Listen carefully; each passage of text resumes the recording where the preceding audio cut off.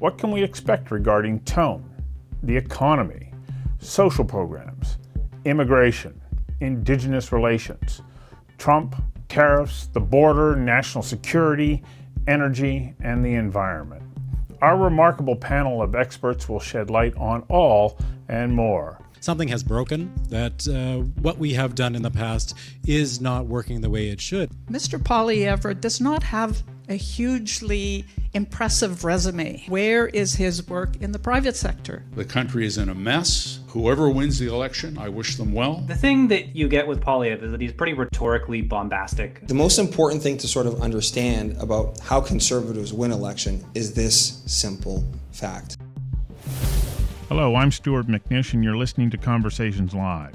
Conversations Live is a long-form public affairs dialogue series addressing the big issues of our time. For each episode, we bring together subject matter experts for a deep conversation designed to provide you with information that helps you make more informed decisions. I hope you enjoy it. Good evening, and welcome to Conversations Live. Tonight, Mr. Poilievre and the Prime Minister's office. What seemed a certainty 2 months ago when we started to plan this event is far less clear. His massive 27-point lead in the polls in early December is shrinking, maybe shrinking as I'm speaking. First, he won't have Prime Minister Trudeau to target directly, and Donald Trump unwittingly has given Mr. Trudeau and the rest of the country an issue that is seeing things change in the court of public opinion about which way we're going to go, all to the benefit of everybody but Mr. Poilievre. The sands clearly are shifting under our feet so fast it's hard to know when a federal election will be called, and of course, what the outcome will be.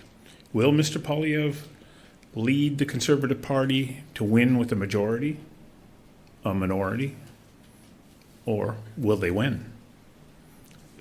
Really interesting times. We'll get to those questions soon, but before we do, I would like to acknowledge that we come to you from Kemkemale, the place of many maple trees. These are the traditional territories of the Musqueam, Tsleil-Waututh, and Squamish First Nations who have lived on and continue to call these lands home. Osiam. Conversations Live is a long-form public affairs dialogue series that seeks to advance our understanding of the big issues of our times. Our goal is to share ideas that help each of us gain a greater understanding of our communities, our province, our country. We're only able to bring these events to you in person and live thanks to the organizations that support programming for engaged citizens. You will see the logos and names of these organizations scroll across the screen throughout the evening. I can't thank them enough because without them, as I say, we couldn't do this. Our hosting sponsor tonight is McMillan LLP.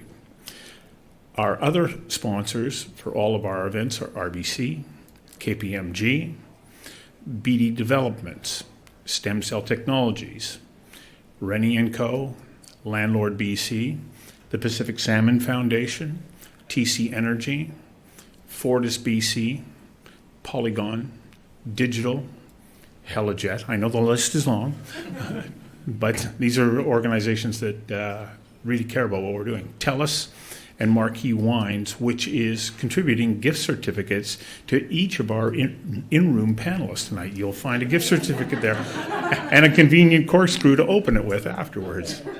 And our supporters are BCIT, Falkirk Consulting, Oppie Foods, and West Coast Reduction. And we also work in association with Mario Canseco of Research Co. As I say, without their generous support, this program would not be possible. Now, one last little bit of business here. For anyone wishing to submit a question, be it from our in-room audience or online, please go to slido.com, enter the code Conversations Live, and send in your question. I'll receive those questions and share them with the panelists where I can. Now, that said, I may not deliver the questions verbatim, but I will be motivated by your thoughts and ideas, and they will help to shape some of the questions that I'll use this evening. Our question tonight is, what would Canada be like under a Poilievre government? Interesting idea. You know, at 20 years of age, which was 26 years ago, Mr. Poilievre signaled his intentions in 1999 when he wrote an essay for a contest hosted by Magna International. And the contest posed this question: as Prime Minister, I would. Now, if you've been listening to the Conservative leader now that his campaign is shifting, you might start to recognize this theme. It's one that he's had for a long time. His essay was called Building Canada Through Freedom. And it states, as Prime Minister, what I would do to improve living standards is not nearly as important as what I would not do. As Prime Minister, I would relinquish to citizens as much of my social, political, and economic control as possible, leaving people to cultivate their own personal prosperity and to govern their own affairs as directly as possible. So, here is a recent video from Mr. Poilievre on this very theme. Derek, could you please roll that "I'm running to be your Prime Minister" clip? You are the boss. That's why I'm running for Prime Minister, to put you back in charge of your life. Together, we will make Canadians the freest people on earth, with freedom to build a business without red tape or heavy tax, freedom to keep the fruits of your labor and share them with loved ones and neighbors, freedom from the invisible thief of inflation, freedom to raise your kids with your values, freedom to make your own health and vaccine choices, freedom to speak without fear, and freedom to worship God in your own way. See, in a free country, smaller government makes room for bigger citizens. People have room to take responsibility for themselves and each other. Neighbors care for neighbors. A job is the best anti-poverty program, and family and community are the best safety net. Now, the people with power, the media, interest groups, corporate giants, government authorities will fight tooth and nail to keep on top, so it won't be easy. But easy street leads to a dead end, and hard roads lead to the best destinations. Our destination is a Canada where the government is servant, not master. As Henley might say, you are the master of your fate. You are the captain of your soul. Well, you got to like the uplifting music. You are the master of your soul. You are the captain of your fate. He refers to Henley. Just so you know, he's referring to William Ernest Henley, who is the author of the poem Invictus. Interesting that he would invoke that at this time, especially as we have the Invictus Games here. So one last video before we get to our poll. Mario Canseco of Research Co. We asked him to conduct a poll to see how the Poilievre Conservatives are resonating with Canadians. Derek, could you please roll that Mario's video? Almost half of Canadians say they would consider voting for the Conservative Party in the next federal election, 4 points higher than the total consideration given to the Liberal Party and the New Democratic Party. Consideration is lower for the Green Party and the People's Party. Age tells the story of the way the official opposition is reconnecting with middle-aged voters, as 54% of Canadians aged 35 to 54 would consider casting a ballot for the Conservative candidate in their riding, a higher number than what is observed with their older and younger counterparts. When the governing party changes in Canada, voters tend to place significant emphasis on the concept of change. At this point, change is the main motivator for only 11% of Canadians who are considering a vote for the Conservative Party. More than two-thirds say they are primarily motivated by the party's leader and the party's ideas and policies. A personal assessment of Pierre Poilievre is the main factor behind the backing of respondents in Atlantic Canada, Quebec, and Ontario. When Canadians are asked to compare Poilievre with the last three leaders of the official opposition who commanded a federal centre-right party, about 1 in 4 say he is better than Stockwell Day, Andrew Scheer, and Erin O'Toole. The results are different when Poilievre is placed side by side to Stephen Harper, with 32% of Canadians believing the current Conservative leader is worse than Canada's 22nd Prime Minister. It is important to note that more than 2 in 5 Conservative voters in the 2021 federal election regard Poilievre as a far superior choice than Day, Scheer, or O'Toole, suggesting a larger level of identification with Poilievre.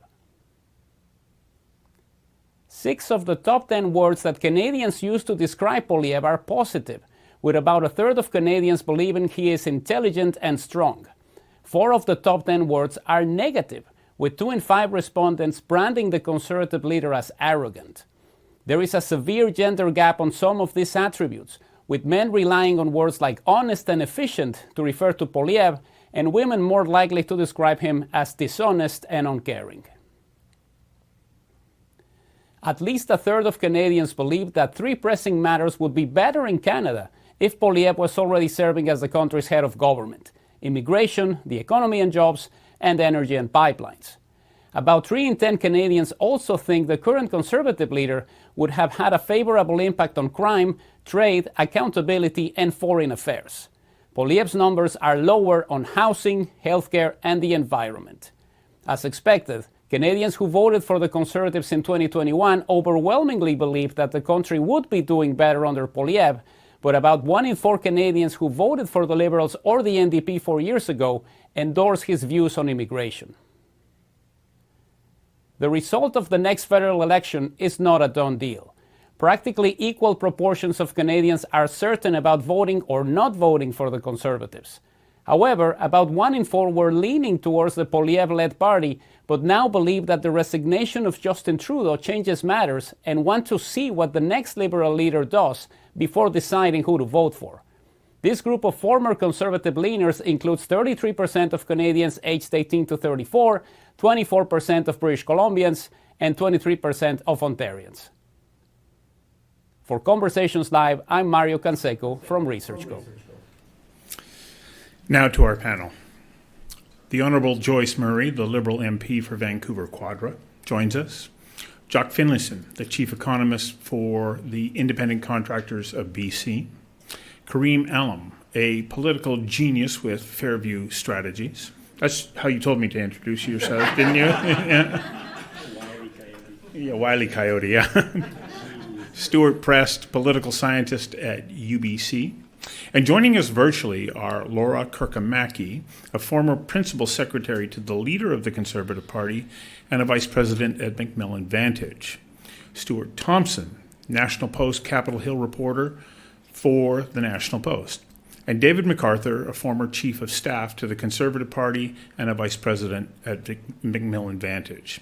So, Kareem, I want to start with you. You know, one of the items that stuck out for me in Mario's poll was the fact that the desire for change wasn't the motivating factor why people were looking to Poilievre. There was an actual, the numbers suggested that the number one reason is that there was a fascination in him. But that's not policy, and I know that they're looking for policy. Does this fascination in him enhance his chances as we move forward, or could it be a liability? Well, I look at those numbers. First of all, Mario's the best pollster in British Columbia, and if I ever teamed up with Mario Canseco, we'd win every election in the U.S., Canada, and the rest of the G7. When I look at those numbers, there's a couple of things that stand out to me. Or let's level set here on terms of what's happened in the last 2 elections. In the last 2 elections, the Conservatives actually won the popular vote in Canada, so that might explain why the change numbers are so low. So many people voted for the Conservative Party, yet they have a voter efficiency problem. That's why they were unable to overcome that hurdle. Pierre seems to have gone out and been able to sort of reach into areas of the country that the other 2 previous leaders haven't been able to, and that might be what the fascination is with him personally. But the most important thing to sort of understand about how Conservatives win election is this simple fact. Harper won the election because he had a strong NDP under Jack Layton. Maroney won his election because he had a strong NDP leader under Ed Broadbent. Conservatives have a really hard time winning elections without a strong NDP to split the vote with federal Liberals. So as you see these numbers tightening, as you see these Leger polls, and if they come to be true, it is going to be critical for the Conservatives, in order to win the election, to see the NDP do well. And I'm not 100% sure that they will this election. Laura, I'd like to go to you. You have worked within the party. You have inside information. As we look forward, initially we were going to start this discussion about, well, let's start talking about policy and what it's going to look like from day one. Well, right now we're not entirely certain what day one might be, when it might be, will it be. From your perspective right now, what does the landscape look like for Mr. Poilievre and the Conservatives? Well, I think, and thank you very much for having me. It's great to be here virtually, although I wish I was there in the room with everyone. I think, as Kareem was kind of alluding to, that the political landscape is changing very rapidly. I think it was fairly stagnant for the last sort of 2 years once the Conservative Party was sort of reached double digits in terms of polling. It is, of course, very abnormal for a opposition party to be leading by such a significant margin so far out from an election. So I think, given some external factors here, specifically the new U.S. administration, things are moving a little bit more quickly than perhaps we had anticipated in the early part of 2025 here. David, you've also been in the inner circle there. What's it look like from your perspective right now? Well, there's a lot of moving parts. I mean, to Laura's point, there was sort of a stagnicity, or whatever, if you want to call it that, in the sort of polling numbers for the last sort of year and a half. I think, Poilievre did a great job in terms of positioning himself vis-a-vis Trudeau, but now that Trudeau's gone and there's a Mark Carney on the horizon and a Trump in the White House, there's sort of all bets are off. So it's an interesting time. Hard to tell whether this is a temporary sort of upswing. We expected there to be a bit of a change in the numbers for the Liberals post Trudeau and going into their leadership. It'll just be interesting to see whether this carries the weight for a long bit of time. We haven't really heard from Mark Carney, to be perfectly honest, since the leadership has started. So once we start hearing from Mark Carney, we might get a better indication of whether these numbers are going to stick. You know, that's an interesting point. Stuart Thomson, you're there in Ottawa as well. Are you hearing from either Mark Carney or Pierre Poilievre to the point where we're starting to get towards policy? Well, our interview request to Mark Carney was not returned. So I can get back to you on that when we talk to him. But Poilievre, though, I think the thing that you get with Poilievre is that he's pretty rhetorically bombastic. And I think that kind of overshadows that he's pitching a really kind of Harperian conservatism. He just says it in more populist language. And the thing that I get when I talk to Poilievre's people is that he will just do what he says he's going to do. And I think that they are getting tired of, I don't think it's quite at the secret agenda type of thing that we got with Harper. But, everybody wants to ask Pierre Poilievre, are you really going to defund the CBC? And he keeps saying yes. And he keeps saying yes in a way that he can be clipped and it can be used against him if he doesn't do it. And I think if I were looking at Poilievre in sort of a broader way in terms of policy, I would just look at the things he says he really wants to do. And, when it comes down to some of the stuff like the criminal justice stuff that he's talked about, that's going to be a big political fight. They're going to use the notwithstanding clause, and they're going to go after mandatory minimums and consecutive life sentences for murderers. And those are fights that actually they welcome. And I think this will be a different kind of conservative government than the Harper government, which was pretty cautious. And especially because they had minority governments, they had to kind of tiptoe their way into a majority. And I'm seeing the polls right now, but I think probably if you're betting, you should probably still bet on a Poilievre majority. The polls are tightening, but I'm guessing that's a sugar high from the Liberal leadership race. It happened with Kim Campbell, and then it was complete destruction in the election campaign. I don't think we're quite looking at that, but I would expect a Poilievre government, and I would expect the sort of most basic outcome, which is he does a bunch of stuff that he's already said he wants to do. And actually, if they're going to get into a big fight with academics and pundits about should murderers go to jail for too long, I think they'd welcome that. And this is a little bit, this isn't quite on the level of Trump, but I think Trump sort of understands that the fight is part of the politics, which is, it's not a controversy, it's a debate that we're having. And if you're attacking the right people, this is something I think Poilievre really believes in. If you're attacking the right people, people will like you for it. And I think that's sort of his ethos. From Stuart to Stuart, Stuart Thomson talks about what in essence is a mood change. I don't think that we would have had those aggressive conversations 4 or 5 years ago. What's happening politically that makes this message resonate a little bit with a larger portion of the population? I think it's a good question, and it is a Stuart-heavy panel, and that is to the good in my view. But I think it is a sense that for more and more Canadians, and this is not a Canadian-specific problem, but it's something we see around the democratic world, there's a sense that something has broken, that what we have done in the past is not working the way it should. And so many voters, and particularly younger voters, are looking for more, or open to more radical or blunt solutions to problems that seem to have lingered on. And so I think there is a greater willingness to roll the dice with a leader who is willing to say, I'm going to do something in a very different way that most institutionally minded folks will tell you is the wrong way to go. I think this is the right thing to do, and I'm going to do it. And for those looking around saying that we have a problem with recidivism, we have a problem with some elements of public safety, that kind of law and order message will resonate. And similarly on issues like access to housing and on the economy above all, I think that message really speaks to many who feel like their ambitions, their hopes are not being met.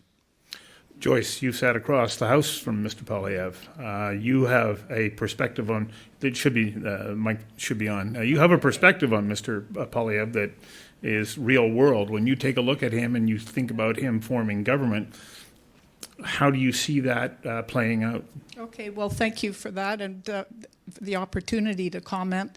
Firstly, I think that the idea that people think something is broken in Canada is kind of in the past now, when they see what's happening in the United States with Donald Trump and with Elon Musk, unelected person creating havoc, around the world, actually. Like, Canada does not feel very broken to me at this point, and I think for most Canadians would think Canada is doing pretty well in comparison to our neighbor to the south. So that's one point I wanted to make. Another, when we're talking about Pierre Poilievre, I think that people don't know him yet. I sat across from him when he was a minister who tabled what he called the Fair Elections Act. Well, actually, that was very duplicitous in how he named his bill, because this was a bill that would make it tougher for Indigenous people in remote areas to vote. It would make it tougher for people who may need help to get to the polls and to vote, people not fully abled, etc. And so it was actually a very unfair Elections Act, which marginalized groups of people that he assessed would be voting for a different party and not Conservative. So it's one of the things that we changed when Justin Trudeau became Prime Minister, is rescinded some of those changes. But it was the fact that he called it the Fair Elections Act when it was marginalizing those who find it difficult to vote, so that they basically couldn't vote. So I think people will find out more about. There's one more thing that I wanted to just point out about the current situation south of the border and how that might affect the polling numbers in due course. And that is that Mr. Poilievre does not have a hugely impressive resume. He has been a political staffer, he has been a minister, he's now the leader of a party, but where is his work in the private sector? Where is his work on an international stage? What is his grasp of the complex issues around economics and climate change and so on and so forth? So I think people are going to be looking at what I would consider to be a very thin resume, focused on how to score political points, which he's very good at. And they may also be asking themselves, would I really respect and want a prime minister who for several years had hashtag incel on his YouTube channels. And for those who don't know the significance of that, incel is a word for the cadre of young men who are involuntarily celibate and blame women for that, and in some cases perpetuate violence against women. So who would kind of cagily put hashtag incel on their YouTube channels, but someone who was trying to rally that category of that marginal category of our society to their cause. So there's some things I would be very cautious about with this as the potential Prime Minister of Canada. Thank you, Joyce. Stewart Prest, you wanted to jump back in just before I get to you, Jock, because I want to now move to the economy, okay? Good. Yeah. Yeah, okay. Just to reiterate, we've had a couple of people say the T word now. Donald Trump, his true superpower is to make every conversation ultimately about him. So here we are, I'm doing his work for him. But nicely done. But this sense that the election, when it was about what is wrong in Canada, I think Poilievre was very much on an easy path to victory. There was that sense that people were frustrated with the Liberals, and in Justin Trudeau, his time had come and gone. But now it seems like people are looking forward, and they're looking forward with anxiety, saying, who is best positioned to deal with this new threat to Canada? And most Canadians see it in that way. And so now it's not a referendum on the previous government. It's a choice election between who do you think is better positioned to stand up for Canada and stand up against Donald Trump. And that's how the majority of Canadians see that dynamic, but not all Canadians. And that's another issue to maybe come back to in terms of where Conservatives fall on that Trump spectrum.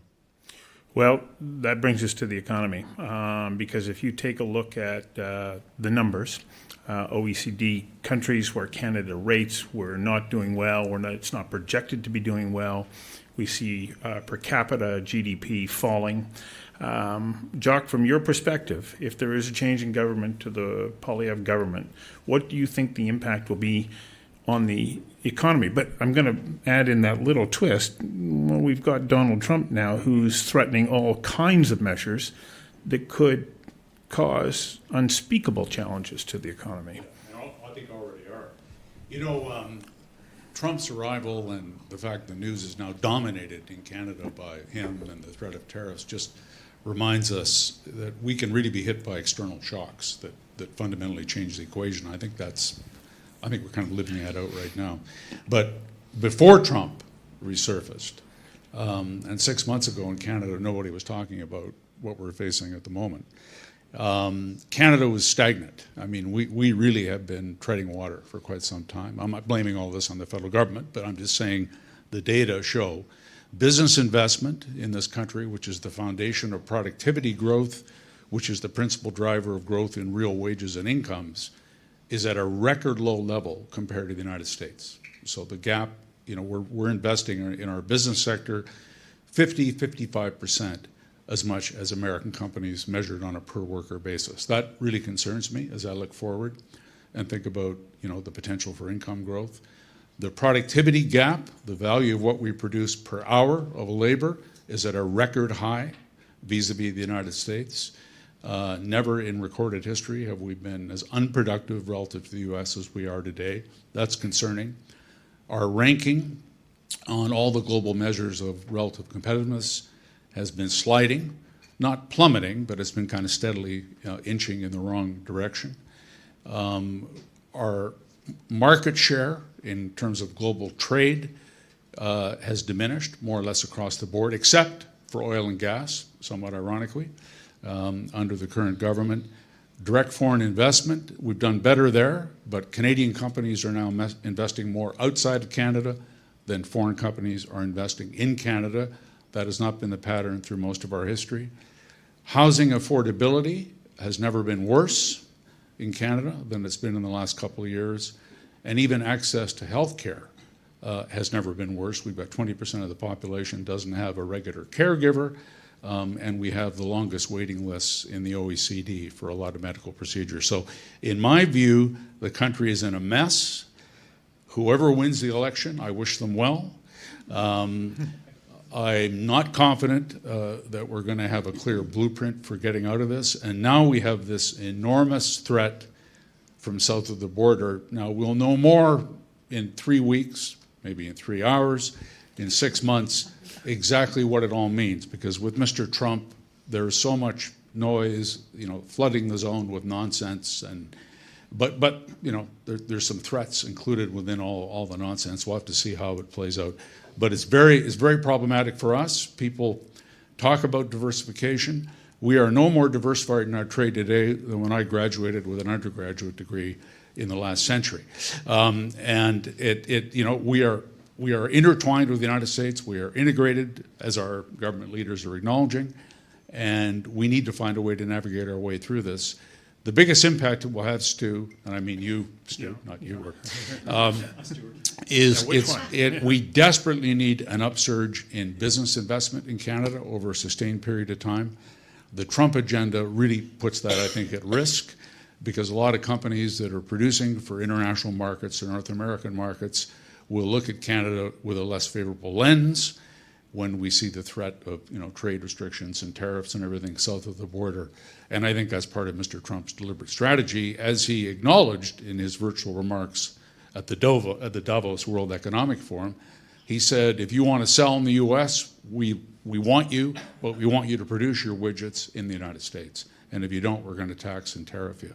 It's kind of a dagger pointed at the heart of the Canadian economy. So these challenges, and also another one no one mentions in English Canada, Quebec could very likely elect a separatist government. The Parti Québécois is polling very strongly in the province of Quebec right now.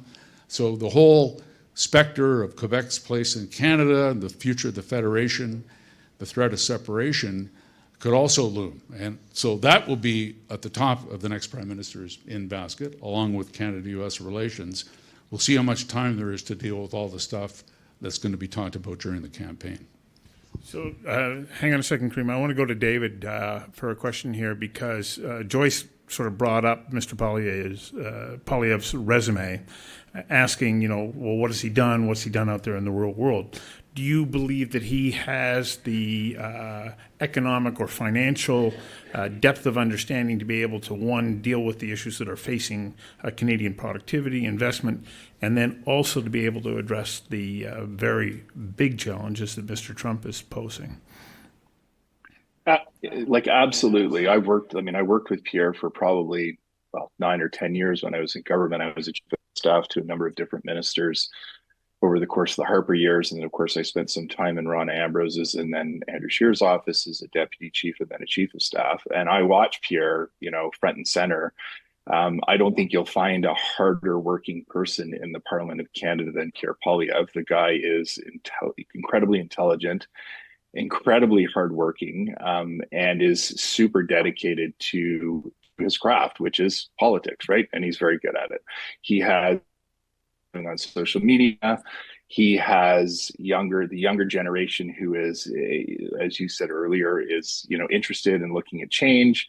And I think one of the things I found kind of humorous with Joyce and her comments was, she's talking about the resume of Pierre Poilievre, and she just sat in Parliament for the last 10 years with the guy who taught drama for a couple of years at a high school and has a nice last name. And that, of course, was good enough to be the Prime Minister, but somehow Pierre's resume, which I think is substantially better than the current Prime Minister, obviously doesn't stand up. So anyways, I think it's a bit rich, but I would guarantee you that Pierre Poilievre will make an exceptional Prime Minister. He is extremely hardworking, of the type of sort of Stephen Harper type hardworking, that kind of work ethic. And that's what we need in this country right now. Kareem, you want to jump in here? Yeah, thanks for taking shots at Joyce. Now I'm going to take some shots at Stewart Prest. So here's some political. here's a political history perspective from an SFU student, not a UBC professor. That video that you started us off with today, that talks about Pierre's letter in 1999. This man hasn't changed very much in the vast period of time that we've all known him politically. For those that are closest to him, including himself, these people grew up in the Reform Party in Western Canada in the wake of Brian Mulroney's government. And there are a few important things to sort of understand about what was going on and what colors the worldview of the people around Pierre, including Pierre himself. Brian Mulroney, in that time he was Prime Minister, Canada was punching above its weight internationally. We shamed the United States and the UK in joining Canada in putting sanctions on South Africa to free Nelson Mandela and end apartheid. We shamed the rest of the world in banning CFCs and saving the ozone layer. We signed an acid rain treaty. We also signed NAFTA, which is the subject of what we're mostly debating about here in the United States. Canada was punching way above its weight. We were taking big swings, and we were winning on almost every aspect of social justice and economic opportunities. But in the failure of Meech Lake, in the failure of Charlottetown, in the near miss of the 1994 referendum, we've locked ourselves in as a country as incrementalists. The incrementalist policies that have betrayed our country and our growth economically is something that Pierre and the people around him completely understand and gather. They have an internationalist view around him. Pierre himself might not have it around him, but he's surrounded himself with people with that perspective. I just came back from Cairo, Egypt, the parent country for my parents, or the home country for my parents. In Egypt today, an economy a third the size of Canada, they are building 10,000 kilometers of high-speed rail, 1,500 kilometers of subway and monorail. They're building a brand new capital city in the middle of the desert for 10 million people on this architectural scale of Dubai. They're commissioning their first nuclear power plant. They just doubled the size of the Suez Canal. This is a country that's taking big swings. And in that time that Egypt's going to do all these things, Canada, maybe here in Vancouver, will approve one high-rise because it takes 8 years to get a high-rise approved in Vancouver. So when Pierre's talking about gatekeepers, he's talking about this institutionalized incrementalism. So the idea that he doesn't have the perspective or the idea that he doesn't have a vision for this country is completely dead wrong. It was forged in the fire of the history that he grew up in. He's not going to make tight little left quarter turns on the screw to the left or to the right. He's going to pick apart the entire system. That's what he intends to do. Whether you like it or not, that's what he's proposing to Canadians. Stuart Thomson, from your perspective, we get a lot of really nice little 3 or 4 word slogans from Pierre Poilievre, but do you think that they're translating into an understanding that he has a deep grasp on policy? Poilievre himself is probably, of all the MPs on the Hill, one of the better policy minds, and he just has always been that way. And that doesn't mean you're a great politician. Like there's a few wonk MPs on there who just don't, they couldn't charm, anyone. But Poilievre, he was on the finance committee for years. That was his thing, and he loved it. What Kareem was saying, I think, is really interesting because that's something we've been trying to report out at the Post is. For the last year and a half, all you hear from Poilievre's people is the first 100 days, we're going to really come out of the gates. And that's the plan. And that is, as I was saying before, it's kind of different than what Harper did. And the thing that we're trying to get a handle on now is, does Trump change that? Do you still want to come out, do all this criminal justice legislation? Do you want to defund the CBC? All things that I think he really wants to do, but that there'll be fires that you have to put out, and you're going to need strong ministers to take these files. And right now, if the Poilievre Conservatives are lacking anything, it's talent for that cabinet.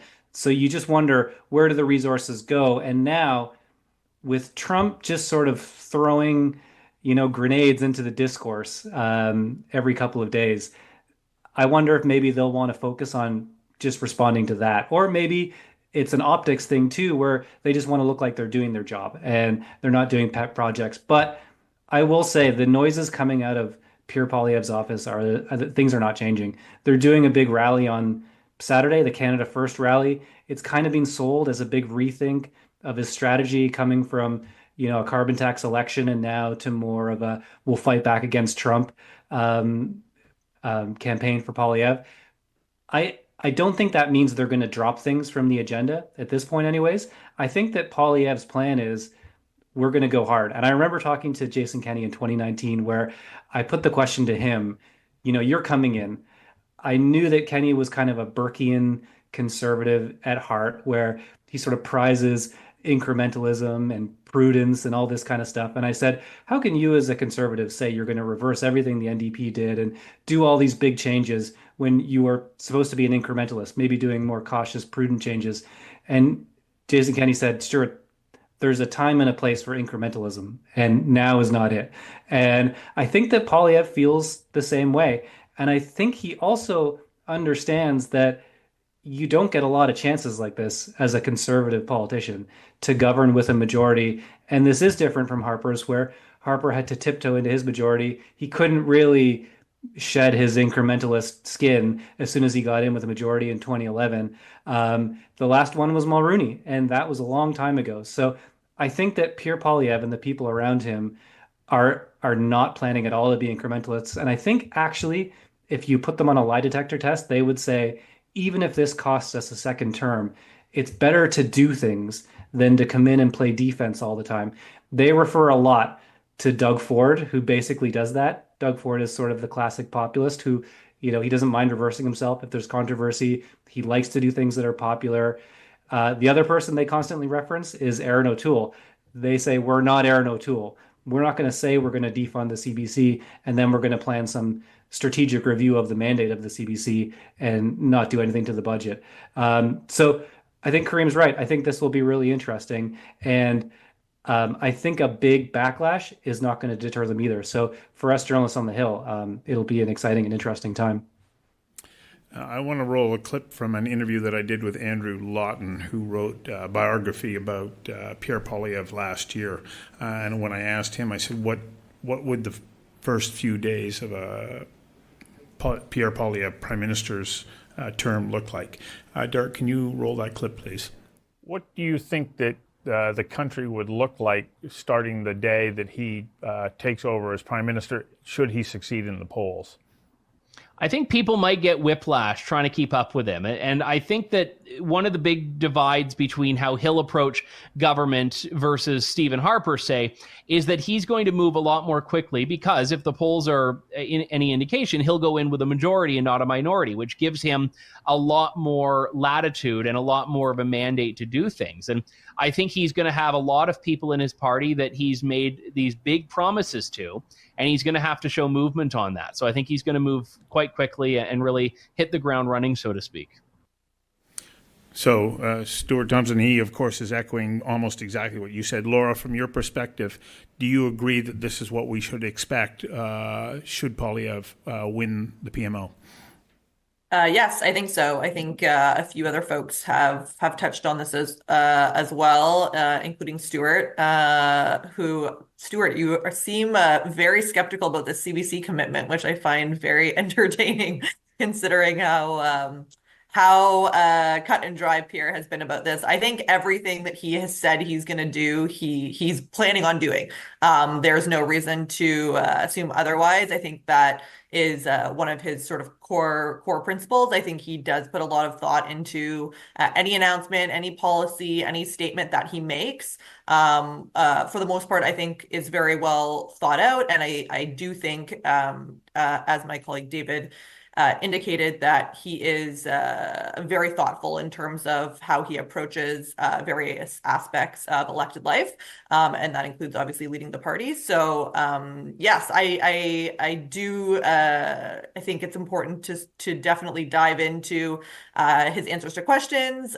He is very succinct, and I think he does have, as Andrew mentioned in the interview, have a lot ahead of him in the first 100 days or so. I'm not sure what sort of timeline he will give himself if he is successful.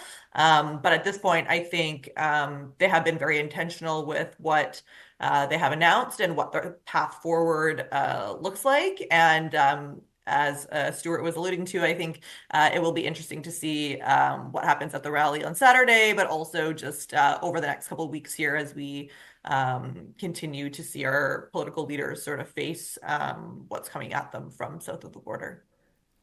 1 second. Laura, maybe you can help clear up something for me. He's definitely going after CBC English radio and television, but there seems to be a different message about Radio Canada. Do you understand the difference there and what it might be? I do, as this is something that has come up, I think, a lot in conservative circles over the last, I would say, well, the whole time that I've basically been involved in politics, as this is an extremely popular commitment that has been made. I understand that in Quebec, and I think if you go back and look at some of Pierre's interviews, I think that he has indicated a willingness to keep Radio Canada in some form or another and move ahead with getting rid of English. So I definitely I don't want to put any words in his mouth there, but I believe that he has provided some nuance in terms of RadCan and what that might look like in Quebec and some rural areas as well. And I believe potentially on the East Coast. I'm not sure if anyone else wanted to comment on that too. So, Joyce, you've been very patiently waiting, because I know you want to jump in. Yeah, I think I'm a bit in the minority on this panel here. I mean, I'm listening to this conversation that is, when Poilievre is prime minister, how fast is he going to move and how successful is he going to be? Well, do remember, that was our hypothesis I for know, this evening. but we're not okay? there now. No. We're here today, and we have a very different landscape. I don't think we have the Canadian population saying, let's get rid of the CBC. They may actually be thinking more along the lines of, isn't it amazing that we have this institution that has us be a country, feel like we're Canadians, and be able to talk to each other about our different regions. And you know, basically, I think everything has changed. And so have discussions like this great panel. Yes, well, and thank you for putting this great panel on. I mean, all of the, when he's the prime minister, how fast will he move? We're talking about someone who, well, he must have had some other jobs than being a political staffer and an MP. I'm not exactly sure what that resume looks like. Mind you, I don't want to prejudice anything around that, but it does take, I mean, it takes experience. It doesn't just take, I want to do this, I want to cut that, I want to break things so that Canada will be, well, wait a minute. You know, we're seeing what it looks like when you have a leader that wants to break things across the border. It's not actually looking all that appetizing, I don't think, to Canadians. I think Canadians are not so looking for a junior Trump as their prime minister. So I would contest the whole narrative that's been happening here, because we've got someone who has no experience, has not been dealing, well, for one of the candidates, Mark Carney, for example, the governor of the Bank of Great Britain. And Canada. And of Canada. So dealing with Europe, knowing the players on an international level, understanding how economies and climate action and social programs, understanding things like Wilkinson and Pickett's Spirit Level, the book that proved that when you reduce the gap between the wealthy and the lowest income by lifting the lower income up, you actually end up with all kinds of improvements in virtually every metric that people care about, from health being better, crime going down, mental health being better, educational attainment, all of those things. Like, where is that in this conversation? Well, I don't think Pierre. You just brought it I don't up, think and that's why Pierre you're here. Poilievre is thinking about those kinds of things, and I think many Canadians are. Well, you talked about the Trump effect. You talked about the things that concern him. I'm happy you're on the panel being able to introduce these. Kareem, you're wanting to jump in. Yeah, I want to support Joyce on one thing. This is not going to be a popular comment with conservatives, which has turned into being a hobby of mine lately. No one's getting rid of the CBC. The severances alone would bankrupt the country. So let's just move on beyond this conversation. No one's getting rid of the CBC. There might be some staff and personnel changes. There's definitely, we can all agree, governance issues there, and we probably need a new board at the CBC, but no one's getting rid of it. So that's just the first thing. But I want to go back to the history, and I'm trying to goad my friend here, Stewart Prest, into conversation, there's another aspect of growing up in the Reform Party that I think is critical to understanding this government. And you'll recall in the 90s and the early 2000s, the West wants in. What was that about? That was about a feeling that Canada does not have a free market economy, that we have an economy that's dominated by oligarchs and oligopolies. We have 3 companies that sell 70% of the food that we consume. We have 5, maybe 6 chartered banks, and they're all centralized in central Canada. We have 3 cell phone companies. Again, all this wealth, all this power, all focused in central Canada. We can't have a financial sector here in Vancouver or in Calgary because we can't get a chartered bank. So this anger, this unhappiness that evolved in the 90s, I think still colors the viewpoint of Pierre and some of the people around him. But that those artificial barriers to market competition and entry that historically have protected our Canadian industries from competition in the United States have also hurt consumers, have also hurt workers because there's fewer bidders for those workers. So we've seen lower wages as a result of that. So one of the things I anticipate that we're going to also see from a Poilievre government is tearing down some of those artificial barriers to entry to bring in more competition. This is absolutely critical. When Pierre Poilievre wrote his article in the National Post saying, fire your lobbyists and listen to Canadians, and please don't fire lobbyists, they're very good people. Fire lobbyists and listen to people. This is what he's getting to the core of, is we need to stop building artificial barriers in our economy. We need to start opening up some competition. So that's the second part, I think, of the history of what he grew up in and what his team grew up in that I think colors how he's going to view the economic aspect, Jock. Well, good. Nice handoff. Economy, because, Jock, I want to go to you. Yeah, so it still comes back to the economy. I ran off a sort of litany of somewhat concerning trends in Canadian living standards and economic performance. And so what do you do about it? And we desperately need more competition in this country, more market entry, more dynamism in our business sector, the breaking down of barriers interprovincially, the shattering of oligopolistic markets. Even some of the stuff Trump is saying, although one winces, first of all, you have to understand him when he speaks, which is not always easy. I mean, maybe some more American banks up here wouldn't be the end of the world if you're a Canadian company looking for credit. Maybe breaking down some of those agricultural supply management regimes wouldn't be a bad thing if you're a Canadian on a low income and you got to buy some eggs or milk. I mean, we need a lot more of that. In this country, and the government of Canada isn't in charge of all of it, but they certainly have a role to play. One thing I haven't heard discussed by very many current political parties or people running for the Liberal leadership is the fiscal environment in Canada. It's kind of curious. The federal debt has doubled under Justin Trudeau as a share of GDP. It's gone from 30% to 44%. Many other countries have seen something similar, but it is a deterioration in our fiscal structure. There's going to be less maneuvering room for the next government to cut taxes, to fund programs. Trudeau has signed the federal government up to multi-year commitments in areas of provincial jurisdiction on pharmacare, dental care, child care.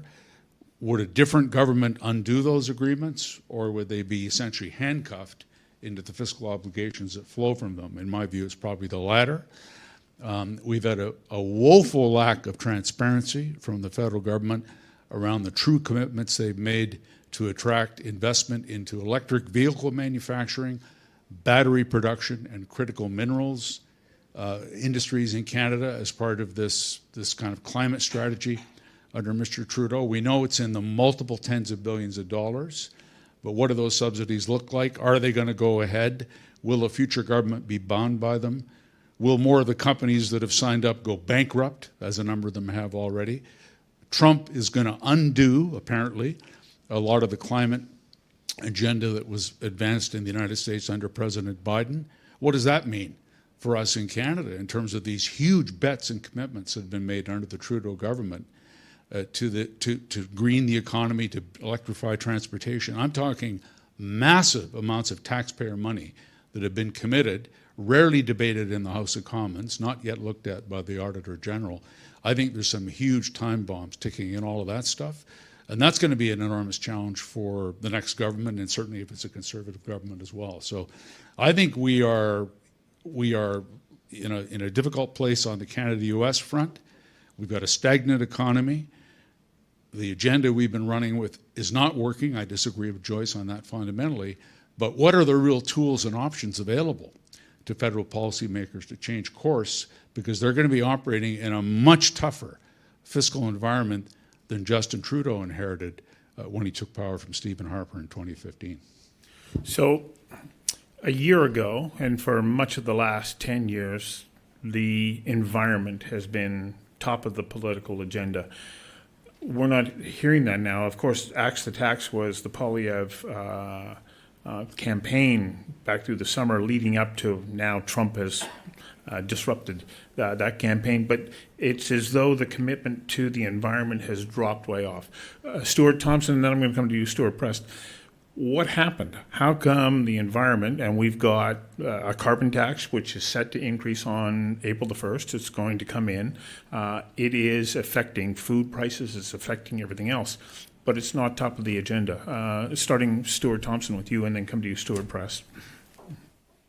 Yeah, I think it's simply Canadians have, to them, bigger things on their mind right now. It's their budgets, and it's inflation and the aftermath of inflation and housing and all these things that when you are trying to balance your own books, it tends to preempt things like the environment. And we see that in polling. And I remember one strategist telling me, you can look at polling, you can look at how people feel about certain issues, but the salience of the issue is incredibly important. Immigration didn't change for 20 years. There was a third of the country that thought there was too much immigration. The salience of immigration went up, and that's what Trump capitalized on in 2016. Problems on the border meant that the salience of immigration was huge compared to how it used to be. So I think that's what it is. But I think it's interesting how fluid these things are, because if you notice that Pierre Poilievre and his team were a little slow to pivot to the Trump stuff and stop saying they want a carbon tax election, it's because that worked so well for them. And that if you could give them, the perfect route to a majority, it would have been Trudeau staying in power, Trump not winning south of the border, and then just keep hammering away at the carbon tax. Because if you take the sort of varied coalition that Poilievre had assembled, mid-40s, 45% of people at times, the one thing they all agreed on, and it actually was only one thing, was they wanted the carbon tax gone. And that is like manna from heaven for a politician. You so rarely get that, where you can just hammer an issue and you're not trying to assemble this sort of coalition that you might upset them with one issue and upset others with another issue. That's sort of the balancing act of normal politics. And Poilievre was free of that for quite a while because of how well the carbon tax issue worked for him. The reason it worked is Canadians were worried about inflation. They were worried about their budgets. And now it's no longer a thing. It's Trump. It's, what's going to happen if we get tariffs. And I don't think the environment's coming back before the next federal election. But, things have been so fluid in the last 3 months that who knows. Stuart Prest. I think there's a few threads to pick up on here. I think one worth noting is the political scientists sometimes make a distinction between materialist values and post-materialist values. The sense that, what do you care about most? Materialist values are things like food, clothing, shelter, your ability to make ends meet, your ability to make sure that you're safe from harm. Post-materials values are things like making sure you have a clean environment, you have city beautification, you have funding for arts and so on. And when times are good, and there has been a period of relative plenty in many Western states for the last 20, 30 years, there was a sense of turning towards those post-materialist factors. But in the last 5-10 years, there's been this sense that economic conditions have deteriorated, particularly, again, for younger voters, those that you might think are most likely to be focused on the environment. And so we have this move to focus back on bread and butter kinds of issues. And the environment has less pull than it did just a couple of years ago in the wake of COVID, and then this wave of inflation and a tightening job market, again, particularly for those on the economic margins already. And so I think the carbon tax as a policy really neatly encapsulated that transformation, right? You're saying this government is worried about post-materialist stuff that doesn't speak to what you really care about, which is affordability. And so that one policy really wrapped that transition up really well. But now we are talking about different things again, where the threat is coming from is somewhere else in the eyes of many Canadians. It's not the idea of a tax on carbon that is going to ruin economic prospects. It's a 25% tariff that's going to ruin your economic prospects. And so the focus there has changed. Just to pick up on this historical institutionalist story, I know you're keen to engage this. Another thing political scientists like to do is talk about how everything that's happening today is actually because of something that happened 30 years ago or 50 years ago or 150 years ago. And the 1980s are a great decade for that. We are seeing this unfolding of a debate about the direction of the country. In the 1980s, that debate took the form of the constitutional debates, but also the debate around free trade. Does Canada want to go its own way, try to diversify away from the American influence, or does it want to double down? Does it really want to sign a free trade, a push for a free trade agreement, sign it, and integrate our economies? Those who are in favor of that on the side of the Conservatives, and Brian Mulroney said this would unlock the potential of the Canadian economy, lead to greater prosperity. And it did. By and large, it did. Those who were opposed to that agreement, Ed Broadbent and John Turner, they said, this is a threat to Canadian sovereignty. We are tying ourselves ever closer to the American colossus. We're going to have fewer and fewer options. And when push comes to shove, we are not going to be able to maneuver if we have new demands placed upon us that we can't meet. And they were right, too. Everybody was right. And so now we are facing that debate once again. The fruits of the 1980s are playing out. And this is true in a number of ways. That reform ethic is absolutely true. And the last point I'll make, and then pass things on again, but that sense that Mr. Poilievre talks about, that trying to liberate Canada from the gatekeepers.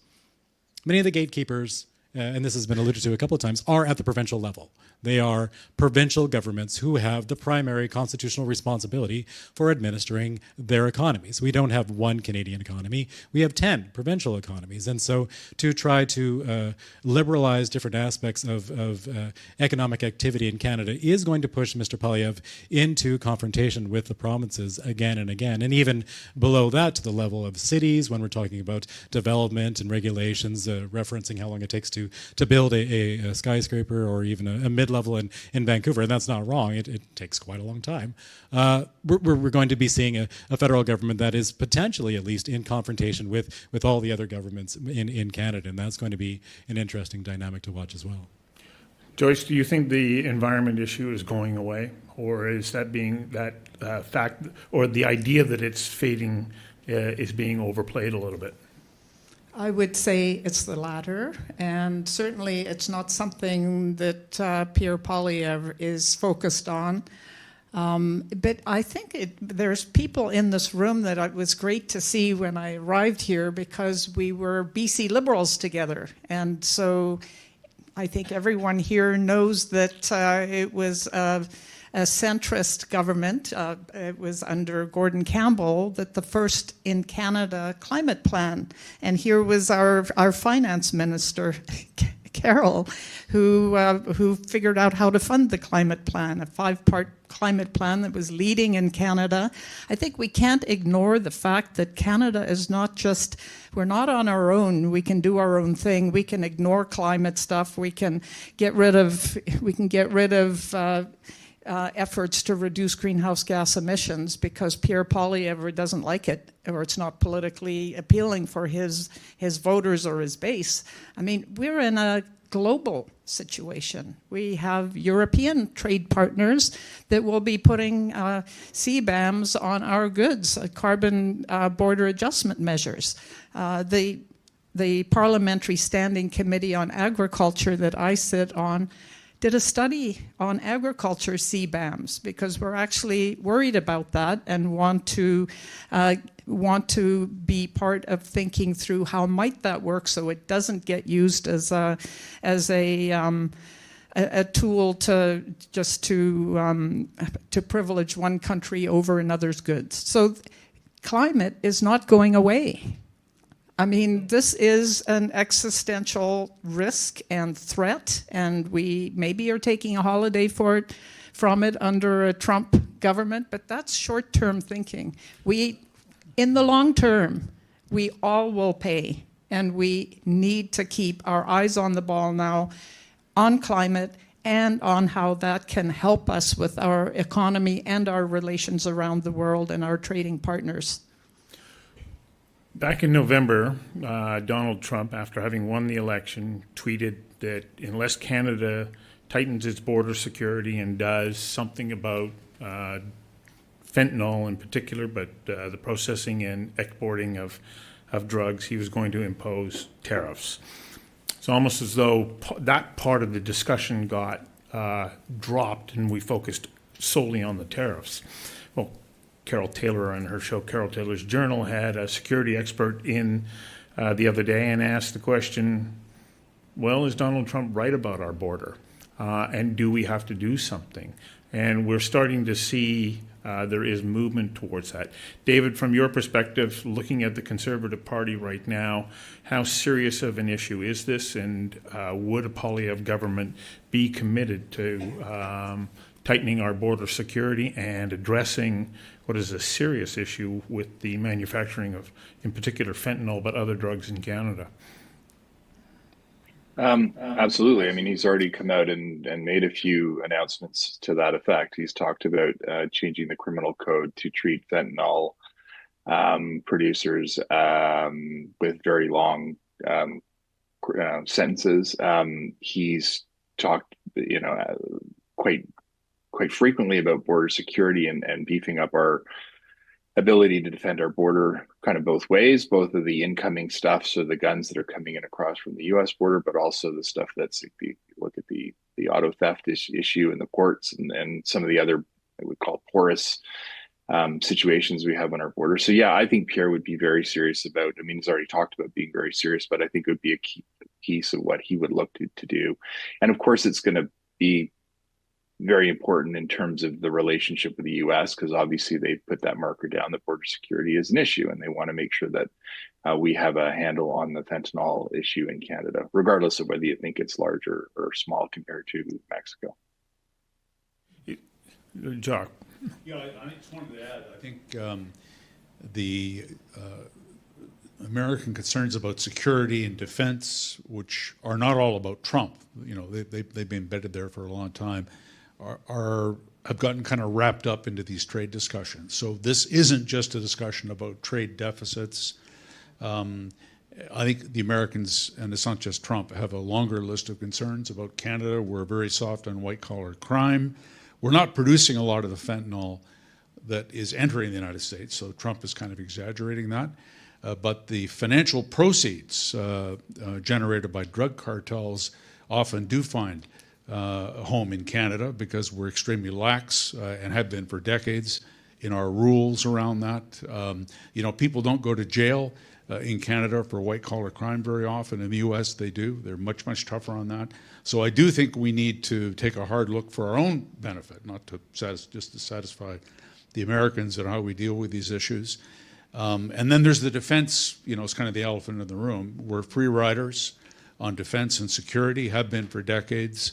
The next federal government will have to ramp up defense spending by $20 to $30 billion a year real quick. And there seems to be a consensus. Even the NDP says they recognize that federally. So that's going to aggravate the fiscal situation that we're in right now. And again, where are the trade-offs going to be made on this stuff? We're not going to grow money on trees. And if we're spending $20 billion more on defense, That's 20 billion less we spend somewhere else, or 20 billion more we raise in taxes, or 20 billion a year more we borrow to add to the $1.3 trillion of existing federal debt. These are the tough realities that our next government of whatever complexion is going to face, but which I don't think a lot of them want to talk about very much in the context of the campaign, which I think is disappointing, but these are the realities. Well, Trump's response in some ways is he's saying national security is economic security. If you don't want to pay attention to national security, I'm going to force your hand because we want to make sure that we're looking after economic security. Laura, how committed do you believe that Pierre Poilievre is to his announcement just today or yesterday about this commitment to the Arctic and to armed forces, because this is a big part of the issue that the Americans have had with us, not right now, but for more than a decade? Well, I would say pretty committed, given he just made the announcement yesterday. And in the Q&A, he said that it was I think just the first one. So I think that there's more coming on this front. And of course, over the last, I would say 2-3 weeks, he has made several other policy announcements related to what he would do at the border. So I think there is, as he himself said, more to come. And as Stuart already alluded to, other announcements coming this weekend. I would also just note to Joyce's earlier point about why we're talking about a future Pierre government, probably because his party has been leading in the polls for 2.5 years, for a large part by double digits. So if that wasn't the case, we probably wouldn't be on this panel right now. And I would also like to just mention that I don't agree that economic issues and financial issues, cost of living, affordability are off the table. I think there was David Coletto was from Amicus Data was putting out and teasing some items from his poll that's coming out on Thursday, which says that U.S. relations, Trump is the second issue, has moved really far up the agenda, but the number one issue is still affordability and cost of living. And I think that in large part, Pierre's success has been because he's been talking about the issues that matter to Canadians the most, and they've been able to relate to him, and they have not been able to relate to the Liberal Party, which is why they're in the situation they're in right now, which is a leadership race potentially a month or less away from an election. You're right. Affordability is a front and center issue. I always have the distinction of running long, so we're running out of time. And what I would like to ask each of you, the hypothesis was, what would a Poilievre government look like? And as Joyce pointed out, that's hypothetical. Your closing thoughts on, do you believe that we'll still continue to see a lead in the polls that could lead to a majority government for Mr. Poilievre? And closing thoughts on what you think the early days of that government would look like. And I'll let you finish, okay, Joyce?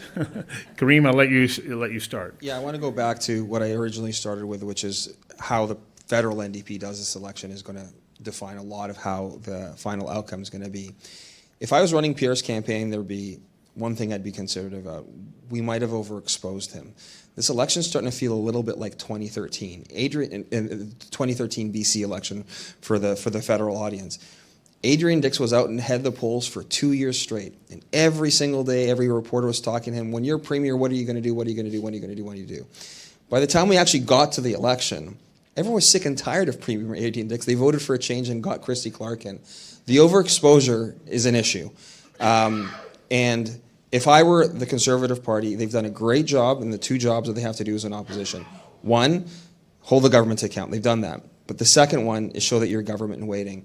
And we need to see a broader section of that team in order for them to be successful. Stuart Thomson, go to you. Stuart Thomson. Sure.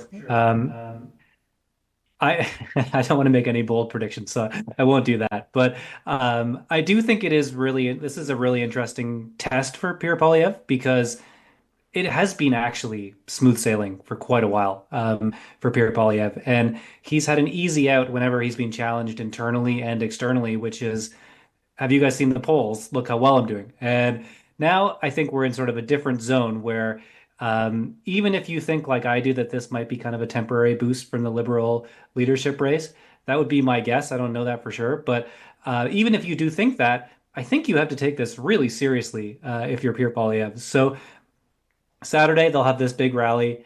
It's part of a rethink. It's part of a test of how he can pivot and how he can handle these kind of world events that you don't predict. Justin Trudeau didn't expect the COVID-19 pandemic. Stephen Harper didn't expect the financial crisis. And the great thing about the financial crisis for American voters is that they got to stress test John McCain and Barack Obama as that was happening. And I think we're kind of getting a similar thing right now where, you know, probably Mark Carney is going to be Liberal leader. We're probably going to go straight into an election campaign, and we're going to have this big world event looming over it. If you're a voter, I think that's great. It gives a big sort of world event for the candidates to deal with, and I think we're going to start seeing how Poilievre deals with it pretty soon. Stewart Prest. So I think on the question of whether Mr. Poilievre is going to be successful, I think we do keep coming back to this idea that the Conservatives and Mr. Poilievre won 2024. They won it cold. It was a knockout. There was no election in 2024, and that's become a challenge.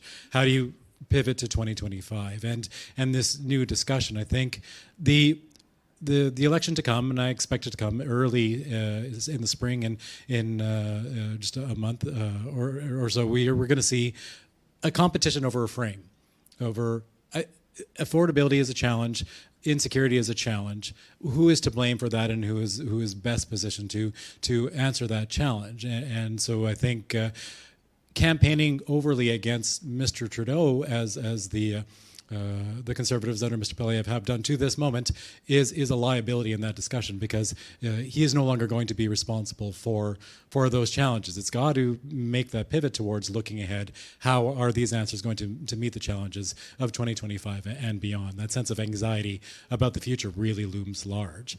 If Mr. Poilievre hangs on, if the Conservatives hang on and they do win a majority, I think the conversation is going to revolve around a kind of management of a fault line that runs through, if you like, the Conservative movement in Canada, which has been there for quite a while now. And it was exposed during COVID. It was exposed at various times. The sense that there's a bedrock of support among more populist-oriented Conservative voters. And they're still there, and they tend to have a lot of affinity for listening to what President Trump has to say. That Canada really has to do what it needs to really not necessarily fall in line, but listen to these valid issues, as Danielle Smith describes them in Alberta. And then there is this more center of the road Conservative who I think is pretty skeptical of that position and is really looking for, like, the more progressive end of the spectrum, looking for a champion for the country to try to stand up to these demands coming from south of the border. And it's going to be a continual challenge for Mr. Poilievre to reconcile, to work across that fault line. I think his instinct is to plant a flag on the more populist side, on the more move fast and break things, more iconoclastic side of that ledger, and bring people over to his side. But the bigger that chasm gets, the harder that is going to be to do. Laura, over to you. Your closing thoughts. Sure. Yeah, I think, as we kind of started the panel with, there is an unprecedented amount of unpredictable news and situations that are ongoing right now. And I think that leaders at the scale of Mr. Poilievre really do rise to the occasion or don't. And I think that so far things have been going really well. Obviously, going back to the Conservative leadership, he grew the party's support so significantly, bringing in so many new members from across the country, from all different provinces and walks of life, and has just been smashing records left, right, and center, including raising $41 million last year, which broke fundraising records here in Canada. So I think that the future is bright. I think it's great to see more policy announcements and focusing on issues that are, again, top of mind for Canadians, even in a changing landscape. So I am very optimistic and looking forward to seeing how things shape up here in the next couple of weeks and months. Thanks. Jock. What's the question again? Exactly. I enjoyed the discussion. Well, there's two parts to it. Do you believe that with the shifting sands in the polls right now and so many external factors at play, that we would see a Poilievre government? And, what would that mean? That's coming one, back that's to the the first original. part. That's coming back to the original. Okay. Hypothesis. Well, that remains to be seen with the voters. I think we're in a pretty dynamic landscape. But I guess I came in here thinking I wouldn't offer Mr. Poilievre any advice, but I'm going to drop that now and say that.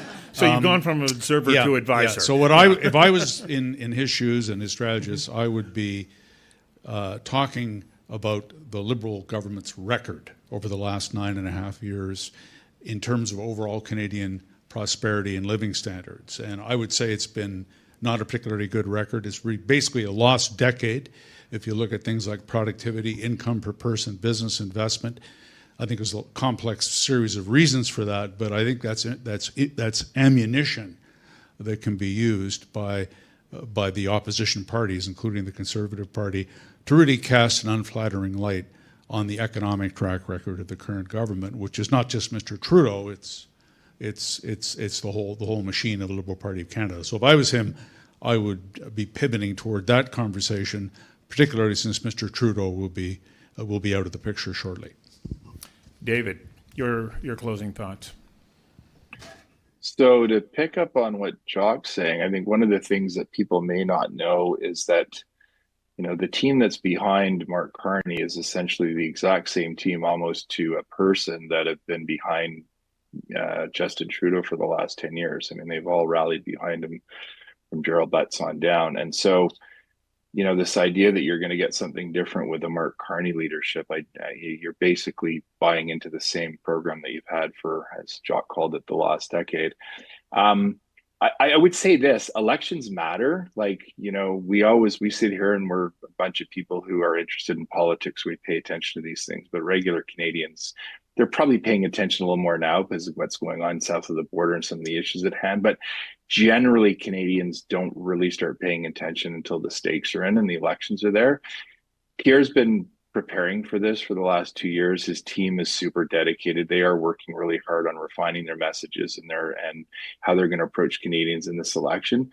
And Mr. Carney's kind of untested in the political side of things. So don't underestimate your opposition. The Liberals are a very strong brand and have always been a formidable opponent. But I think Pierre's got the upper hand, quite frankly, in terms of the preparation and the readiness for this. And I think we will see a majority government Conservative.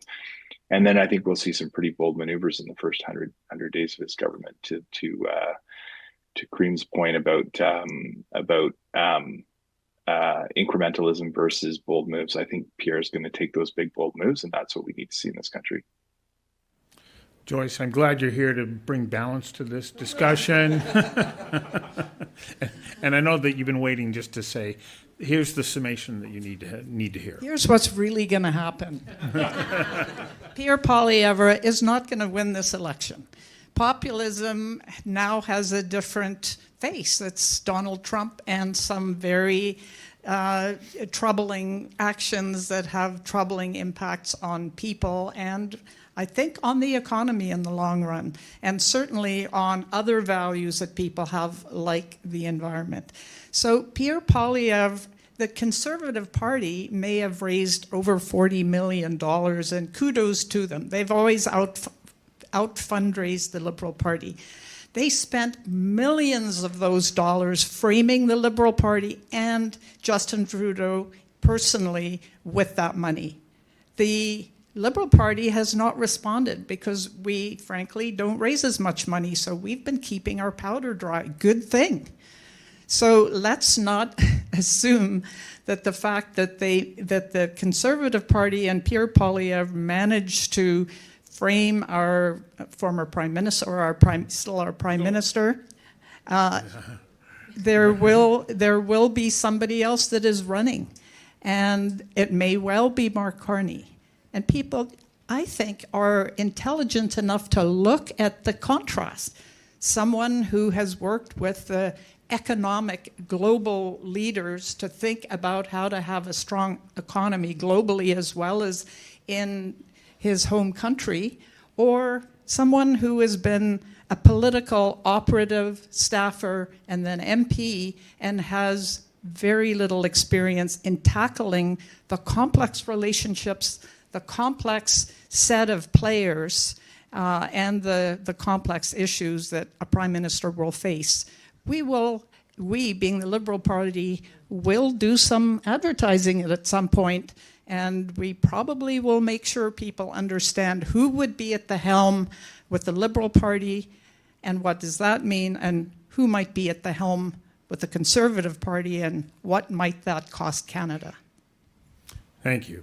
Thank you, all of our panelists. Thank you very, very much. For our in-person panelists, we have the coveted Conversations Live mug, which you get to take home as a souvenir. And as I pointed out, there's a gift certificate there for you from Marquee Wines.